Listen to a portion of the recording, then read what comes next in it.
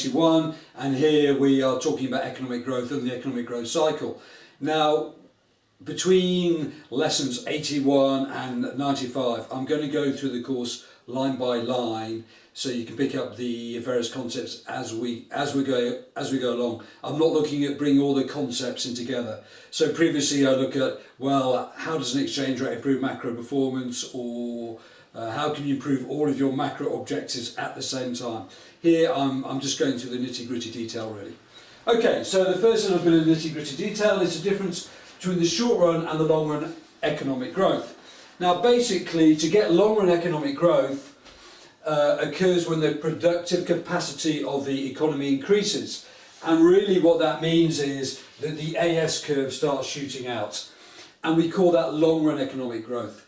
Short run economic growth occurs when you're moving along the AS curve, and that leads to a rise in national income, or we're moving from within the production possibility curve, so we've got spare capacity as we have on this diagram here, or a negative output gap. That is short run economic growth, and you can increase short run economic growth simply by decreasing interest rates or increasing government spending to increase AD, and that will increase the actual level of GDP. However, if you want to get long run economic growth, you need things like investment, education, innovation. All of those will shift out the long run aggregate supply curve here, so that is the increase in productive capacity, and that will increase the long run trend rate of growth and a movement outwards of the production possibility curve. So the short run is just using up spare capacity. The long run is an increase in productive capacity.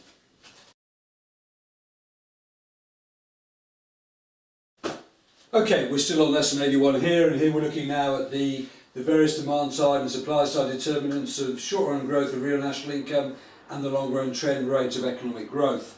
Well, on here then, once again we are down here, so if we can move from here to here, we're going to use that spare capacity. How can we do that? We can do that with some demand side measures. We can decrease interest rates, or we can increase G, and that will increase the level of AD. However, to increase the long run trend rate of growth, these are the sort of things that we need to be talking about on here: productivity, immigration, innovation, technology, education, and that will shift out the long run trend rate of growth, and that will allow the economy to expand.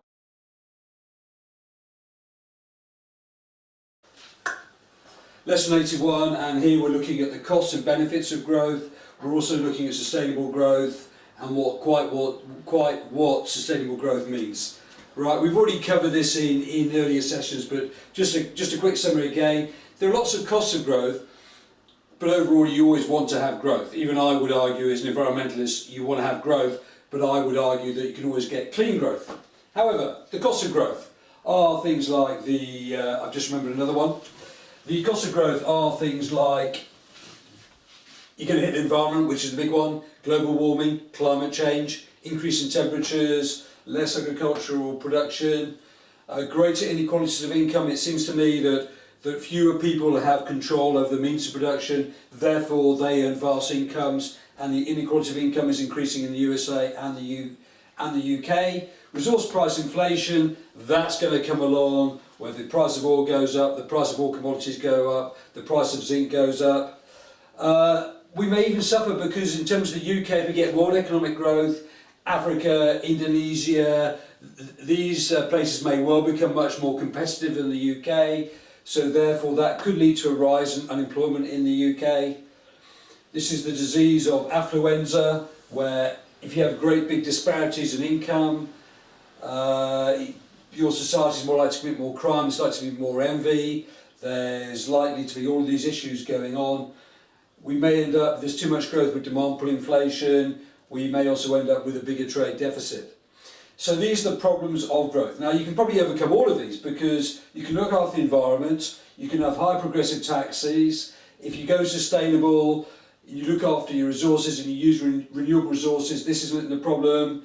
More competition, you have to innovate to get over that particular problem. Affluenza, well, if you have less inequality of income, there'd be less affluenza going around. If you can keep the output gap down to zero, you're not going to get demand pull. and if you decrease your exchange rate, you can still get export-led growth. So all of these problems you can overcome. The benefits of growth. Well, I think the big one really, it helps to pay off our national debt. We're in debt. If we don't get growth, we can't pay off debt. That is clearly going to create a problem for the UK economy.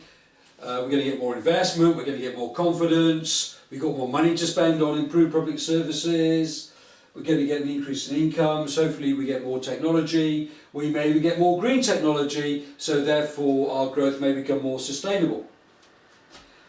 So what is sustainable growth is meeting the needs of the present without harming future generations, but it could mean a little bit more than that really. We could say the nice decade, the bullshit decade, the fantasy decade, consumer debt, trade debt, budget debt.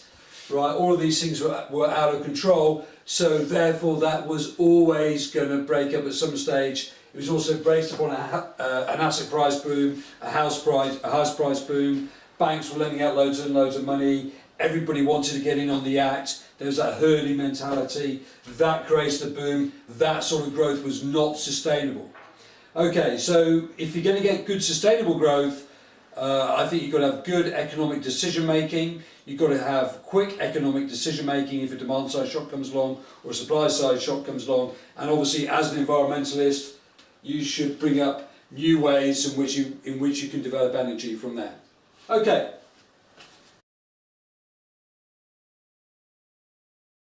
About growth and the impact upon growth upon individuals, the environment, and the economy. Now, we would assume if we do have world economic growth, that this is probably going to be a good thing for the UK. However, it may not be a good thing for the individuals within the economy. However, it may be a good thing for certain individuals within the economy. So let's look at this one first of all. Is we would expect individuals to have a rise in income, so that's a good thing. We would expect individuals to become wealthier. If they become wealthier, then they're going to be spending more money, so that's also a good thing. We would hope that world economic growth would bring about an increase in their quality of life, but we can't necessarily say this because we don't know what's going to happen with the environment. Maybe the environment will get worse, so maybe actually the quality of life may actually go down. What appears to be happening in the UK is as we get growth, there tends to be more affluenza, there tends to be people, there's more stress around the place, there's more mental issues, mental disorders running around the UK economy. We need to look at wider indicators. We need to look at things like the happiness index, the human development index, to test whether or not individuals are in fact happier with this higher economic growth. There has been, certainly in the UK and the USA, there has been greater inequality of income, and if there's greater inequality of income, then that creates more crime because people are jealous and envious of what other people have. So growth has a various impact upon individuals. We tend to assume that growth is a good thing for individuals, and it probably is, but okay, we can have a discussion about that. Certainly the one thing that's going to be hit is the environment, although if you go back to the Kuznets curve, which you remember doing that, the Kuznets curve was a bell-shaped curve, and on here we had GDP, and here we had pollution, and we said, okay, if we get very high levels of GDP, then actually pollution may go down because we may adopt green technology. However, most of the countries seem to be on this side of the line, and certainly China is way, way down there. So it's polluting. There's a lot of pollution right now coming out of, obviously out of places like China, which we can have a discussion on that another day. So the environment's going to be hit. According to the Stern report, this is very, very serious, and by the year 2050, the world economy could take a 20% hit due to the challenges faced by global warming. Similar sort of story put out by Al Gore in The Inconvenient Truth. The other thing that's also going to happen is there will be a rise in commodity prices. As there's more demand, as people demand more cars, therefore they demand more fuel. As they demand more fuel, so the price of those commodities is actually going to go up and up and up. So the environment's going to take a hit, and then obviously individuals live within the environment, so the individual is also going to take a bit of a hit as well. In terms of the economy at large, well, hopefully that for the UK economy there's going to be more exports, there's going to be more innovation, more growth. We can pay off our national debt, obviously. There will hopefully be more foreign direct investment coming into the UK, which is a good thing because that pays for our trade deficit, and we also hope there'll be more foreign direct investment going out of the UK as well. There's going to be more wealth creation, so there's going to be more demand for UK goods, particularly as we produce high value added goods in the UK. So whenever we get an essay on world economic growth, it will affect three parts: individuals, the environment and the economy, and you can have a discussion about whether or not it's good or not. Obviously, if we can achieve sustainable development, then we're going to be okay, but someone within government's going to make that decision about spending money on that sort of technology. Thank you.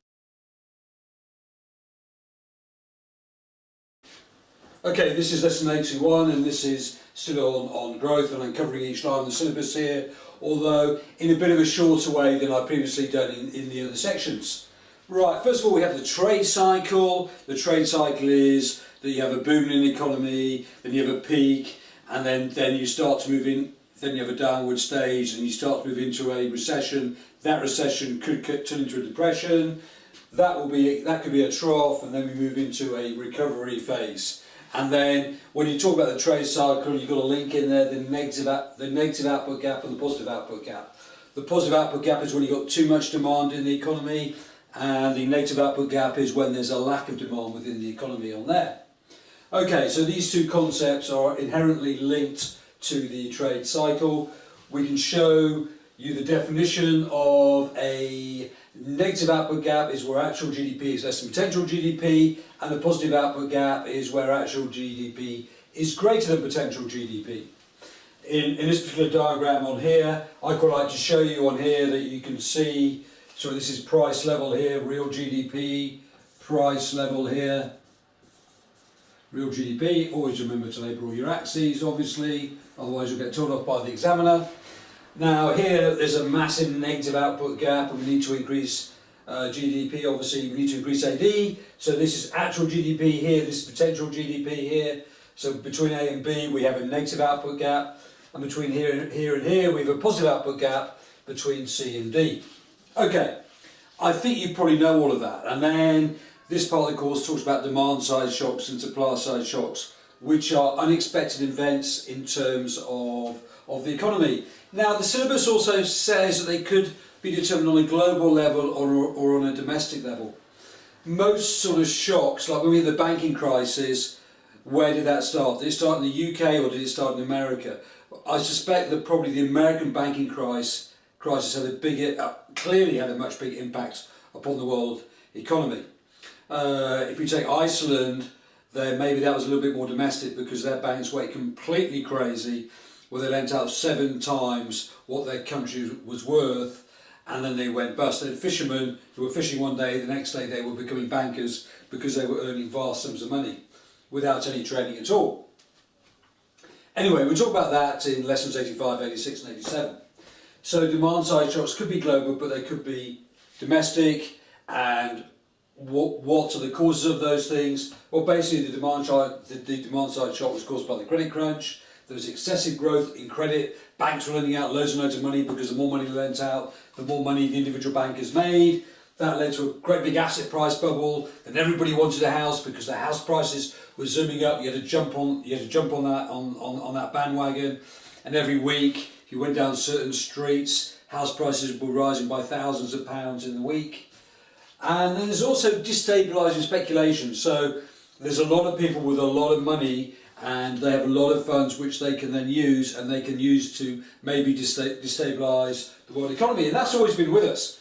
It hasn't just arisen in the last 10, 20 odd years. It's always been there. And quite clearly you're going to invest your money where you think you're going to make money, and by, say, buying up commodities, if you buy £10 billion worth of coffee and then the coffee price goes up by 10%, then you made £1 billion overnight. So there's also this concern about speculation, the power of speculators to really increase prices very, very quickly. On the other hand, in 1997 with the Asian crisis, where loads of funds went into Asia because it was growing really, really quickly, and then there was a hint of trouble in the air, so then everybody pulled their money out, and so we got the Asian crisis. In fact, what happened because of that, South Korea and China, they decided that never again would they be at the beck and call of, if we want to call it, the Western world. So they went out and they made sure that their economies were export-led economies, so it gave them enormous amounts of power in terms of the global economy. Partly because of what happened in the 1997 Asian crisis. They didn't want to have to rely on finance from the West to stimulate their and boost their economies. And then we come on to this other idea of young men in particular getting very, very excited about making loads and loads of money, so they would jump in on the bandwagon and then they would lend loads and loads of money, and hence we got all these bubbles occurring all over the place, and we ended up with unstable growth or macro instability within the economy. Okay, so this is lesson 81. It directly follows the syllabus in terms of growth, and we've covered literally every single question that